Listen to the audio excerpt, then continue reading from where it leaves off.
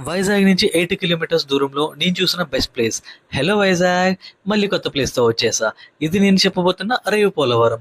ఈ బీచ్ వైజాగ్ నుంచి అన్నవరం వెళ్ళే దారిలో తునియాడు రోడ్ నుంచి వెళ్ళాలి.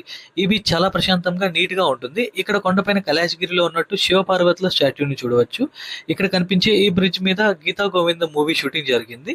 ఇంకా ఈ బ్రిడ్జ్ కింద నుంచి నడుచుకుంటూ వెళ్తే ఆ వేవ్స్ కాళ్ళకి తగులుతూ ముందుకు వెళ్తూ ఉంటే ఆ ఫీల్ చాలా బావుంటుంది.